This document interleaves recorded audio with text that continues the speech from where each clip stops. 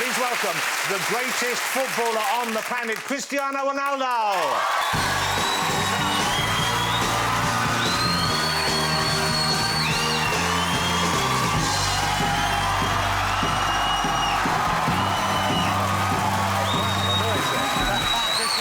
Cristiano Ronaldo, come and sit down, Cristiano. This side, right? Yeah, just over there, just over there. Well.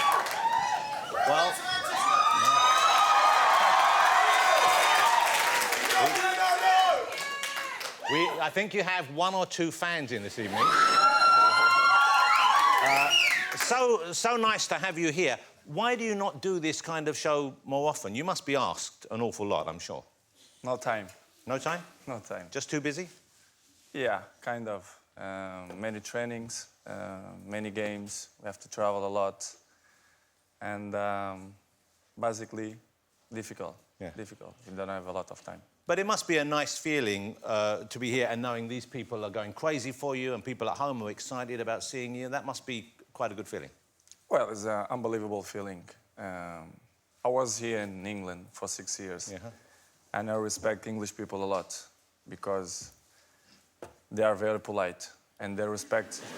Serious. That felt like a warning. No, but it's true. The timing that I spent here, the people treat me unbelievable. I'm never gonna forget that. So this is why I say, and I'm gonna repeat, English people, they are polite for me because they respect. Yeah. That's nice to hear. And I think we're proud of that as well. We are proud of it, thank you. So let's talk about the Ballon d'Or. The Ballon d'Or is FIFA's kind of idea of who is the best overall footballer this last year. Yeah.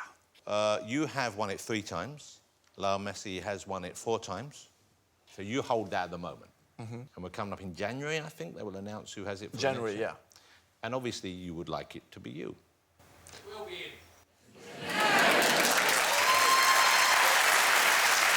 You know what? If I had have known Sepp Blatter was coming, I would have asked the feeling. So, what are your estimation of how it might go, and what are your feelings about the result either way? To be honest, I think you're gonna win. Messi gonna win this year. Yeah, but you know it's FIFA. You're just... you know what I'm saying? How do you get on with Lionel Messi now? I heard you say that you're a little bit closer, you're a bit more relaxed together. You used to see him just as a rival, now you see him more as a human being. I don't have rivals, I don't have. We have a normal relationship. We share this stage there in FIFA 8 years. Yeah. No one's did that in the past. It's only us. Yeah. So it's good. I have a good relationship with him. He plays for one club, I play for another club. He won the best for him, I won the best for me. So it's normal. We have a good relationship. You know, we are not home friends, but you know, we respect each other. That looks like a very good relationship, right there. What is he wearing?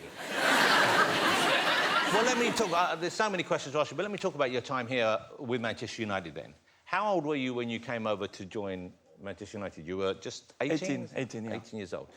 And you'd already left home at 12, I think, to go to Lisbon, so you were used to living away from home. But coming here and meeting British people and having to work with Sir Alex Ferguson, that must have been quite a shock in some ways, I imagine? Not really. It was the key why I'm moving here to England. Because I remember I had a conversation with him when we play Sporting against Manchester, and we had a quick chat, and he told me, listen, I'm interested in you. I want that you join us in Manchester. It was the key. So it's unbelievable person. He treat me very good. He's, as I say many times, he's like a father for me in football. So I have to appreciate what he did for me. I passed 6 years in Manchester, very good. I win many titles in terms of collective and individual. It was unbelievable timing for me here in England. Well, your English now is very good. Well, I try my best. Yeah? And this isn't me just being polite. It is very good. But when you first came, I guess it wasn't as good. And certainly, I have spoken it all my life, but I find it hard to understand Alex Ferguson sometimes. So that must have been difficult for you at first. But I still don't understand him. Yeah, well, because in the beginning I had to translate, a Brazilian man. So you had a translator Of for... course. What, for all British people or just for Alex Ferguson? Well, basically, only for him. Yeah. What things do you remember then? What things did he help you with? Which things did he teach you about to become a better footballer or a better person? Well, it teach me in both ways. And in terms of personal stuff,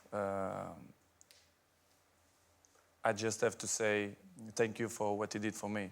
Especially when I remember the thing that I have more in my memory is the time when my father was sick in hospital. And we had in a tough moment of the season because we had important games in Champions League, in the league. And I say, coach, I need to go to see my daddy. And I was a key player. I was a very important player. Yeah. And he said, listen, your family is the most important that you have in your life. If you want to go 3 days, 4 days, 5 days, you can go. These moments is what I keep for me because it was the most important moments in my life. And he shared with me. This is why I respect him. And for me, is the best coach I ever had.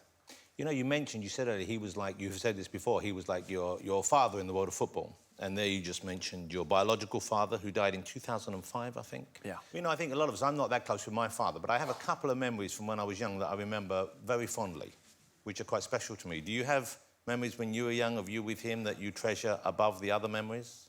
Yes, I have unbelievable memories. When I started to play football, my father was so proud of me because, you know, he was a kit man of a football club. And a few goals, I score goals, and next day I come in the paper like a small part, and he was so proud. He put it in his paper and he showed his old friends in a neighborhood. It's unbelievable memories that I have, and it's great. I just have his memories in my mind of my father, of these small moments. You talk about that in the film. Why do the film? Who came to you, the film? How did the film Ronaldo happen? And what was it that made you want to do it? What did you want to share? What message did you want to send out? Well, basically, when the Universal coming to me and to my team, say, listen, I'm interested to do a documentary about you. It was like, in the beginning, I'm in shock. I say, movie about me? You thought, why me? Why not Lionel Messi? Yeah. I understand him because they're looking for the best player in the world. So it's kind of... Well, I will give you that for that. There you go. And I think at the end of the day, the last result, it's good. I'm not showing something fake. It's me. The people who really know me, my friends and my family, they're not going to surprise. But I did the movie for my fans. As you know, the guy who have more followers, it's me. Not by coincidence, it's because people like me. Yeah. Probably. Well, you can't say that often enough about yourself, of course. But it's true. Yeah. So I did. No, it is true. I know it's true. So I did for them, for my fans, especially because they're always with me in the great moments and in the bad moments too. So I did for them. But let's show a clip. This is the film Ronaldo. It's available. You can watch on DVD and you can stream it and do all that kind of stuff, all the modern stuff here. But this is it, Ronaldo. Okay. Well, there are some very intimate moments there. And you see Ronaldo with his son there. It's a very funny moment there where he says, is he serious that he wants to be a goalkeeper? Do you know? Yes. And this is... Gonna be a huge problem for me. Okay, yeah. What you going to do about that? But it changes mind every second, you know, kids. How old is he now? 5. Okay. Yeah, 5. And it changes mind all the time, but you're gonna be whatever you want. Yeah. I don't make pressure because my fathers and my mom never make a pressure to me, so I'm not gonna do this to my son. Well, also, I noticed this. Now, I don't know, have you seen Wayne Rooney's little boy, who seems like a lovely little boy? Mm-hmm. He went out to play recently and he had a tattoo on his arm. Not an actual tattoo, I don't think. I think it was a transfer, but who knows with the Rooneys. So, have a look at this. OK, so you see what was on his arm there? There you go. Now, if your little boy came home with Rooney on his arm, would that be cool? Would that be okay? No problem. Okay. Yes, no problem. What about if you had Messi on his arm? No problem. Okay. Same. If he will do that, it's because he's smart. He knows he's good players. That's fair enough. That's a good point. He is. Yeah, that's a lovely answer. Well, we'll talk about this a little bit more, but your mother, obviously, is a hugely important part of your life. She figures quite heavily in the movie. She's a passionate supporter of you, and obviously she loves her whole family. You can see that. But one thing that amazed me is that she says in the film, and you're there, that you were an unwanted child. She didn't want to keep you. Mm-hmm. Now, that must be a shocking thing. The first time you hear that, that must be... No. Normal. But for you to hear that, I know it happens a lot. Don't but I change mean, nothing in my mind. Nothing. you see in the film how stressed she gets. She's very involved in your career. And when she sees you playing, I mean, it's almost too much for her sometimes. Too much. Yeah, and she takes tranquilizers to help her get through this. How does that affect you, though, knowing you're playing, but knowing she is going through that as well? Does that ever figure in your mind during a match, or...? No, I just make a rule. Big games, you know, she cannot watch. It's true. Yeah. I don't take her to my box, or I put it someone in home to go walk with her when game starts. Until it's over. It's the solution. And how important is she to you now? For example, if you had a friend who didn't show love to your mother, respect to your mother, how long would they stay a friend for? They're never gonna be with me, next to me, because I have a security and make him sleep, so...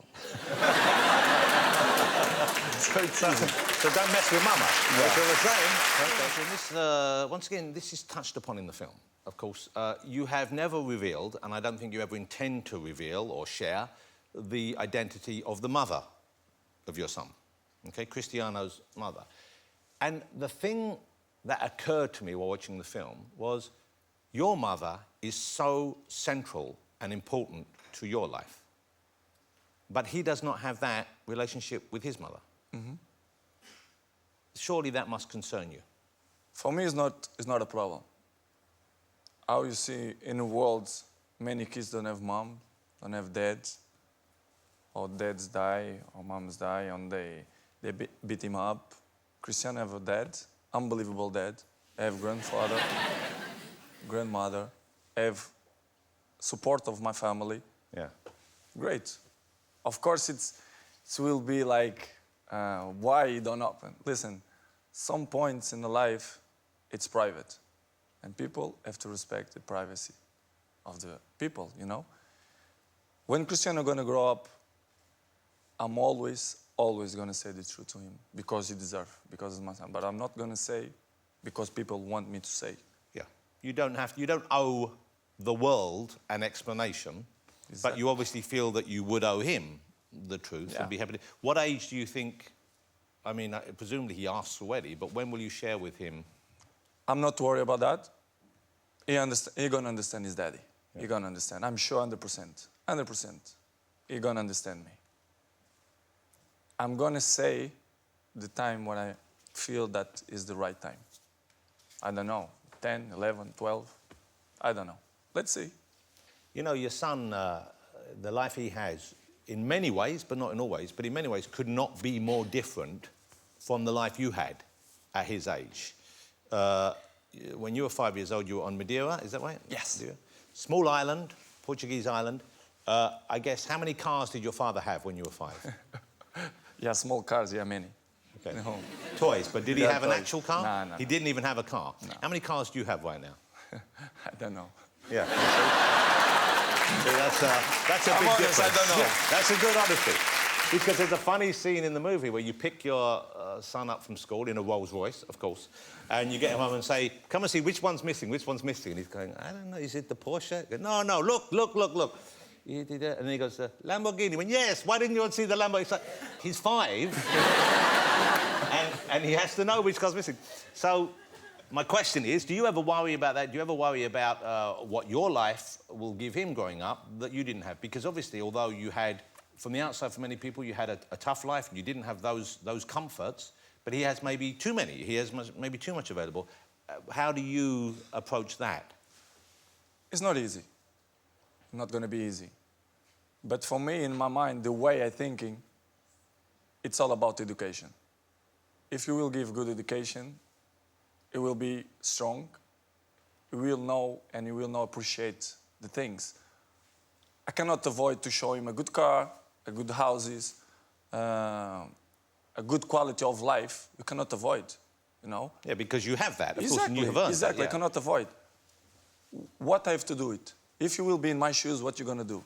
It's all about education. You have to give good education and to pass to him, listen, to win this, daddy, work hard, you know, to have this house, to have this car. I cannot do anything more. Here's another little clip. I want to show you this. It's lovely because I think the thing that I took away from the film as much as anything else was the closeness and the love you have for him and he has for you. And it's a very sweet and very special relationship. This is Cristiano with his son in the film. So sweet. That's really lovely. You know, that's lovely. If you could do that with him when he's 20 on your back, then I'd be impressed. Okay? That's real training. That's what Rooney does. What about other aspects of your personal life? What about, is there a special someone in your life right now? A few.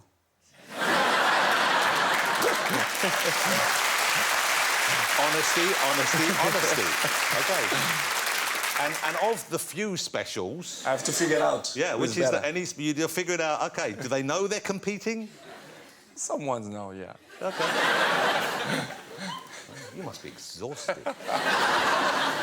But do you have is it hard meeting people? Obviously, you're, may I say this, you're a very beautiful man. Well. Normal. No, this is normal. This is slightly below normal in actual fact. But no, you're an attractive man. But I wonder, with the attention and with the focus on your life and with the interest from the press and so on, is it tough for you to make that first move, to trust someone the first time? Well, it's not easy, of course. Now, to speak serious, it's not easy. I know 50% they approach just for interesting. It's normal, not just me, but all the people who are famous, they have this kind of problems. But in another way, I think I'm a confidence guy. I'm told I have all teeth, so I have a nice body. Yeah. So I think sometimes the other 50%, it's because, you know... Because they like you. Yes, I think so. You're a good-looking piece of meat. Yeah. Okay, that's right. There, look at that. Not bad, eh?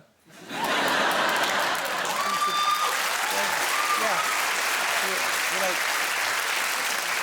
I don't want to be like Alex Ferguson, but my advice would be let someone else say that first. That's you doing the Hulk, isn't it? Is that your kind of Hulk celebration thing? It was in a Champions League final. I love the fact you're just enjoying that photograph.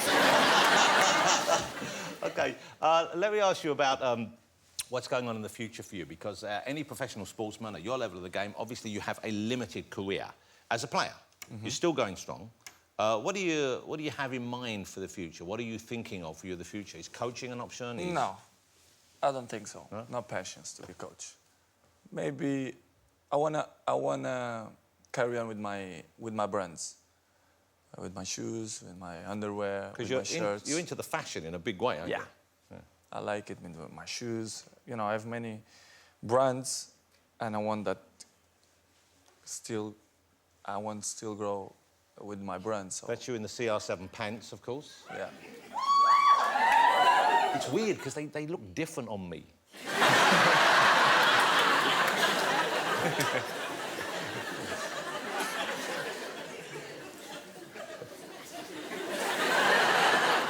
I mean, could you maybe just do one of the slightly more elasticated waistbands? Who do you like watching from the world of football? What about English footballers? Who do you enjoy watching play in the British teams right now? Well, I'm a huge supporter of Manchester United. Yes. Would you ever come back to Manchester United? As I say many times, I'm very comfortable in Real Madrid now. I feel happy. Well, that's kind of where you always wanted to be, really, wasn't it? Yeah, of course. But as people know, I like Manchester United. I love that club. But future, nobody knows. But right now, I feel good and I feel happy in Real Madrid. When you start moving on from this level of your career, would you go and play in an LA team? Would you go and play in a team elsewhere? That kind of... In my mind, I want to finish in the top level. I want to finish with dignity. So good, you know, in a good club. Yeah. Doesn't mean that to go USA or Qatar or Dubai, it's not good. But I don't see myself... You wouldn't want that for you? No. Okay. Look, it's lovely having you here. Cristiano's going to stay around for the rest of the show, ladies and gentlemen. Will you join me in saying thank you to her? And I'm just so excited and thrilled that he came on the show. Mr. Cristiano Ronaldo! Thank you. And you're safe for the other guys.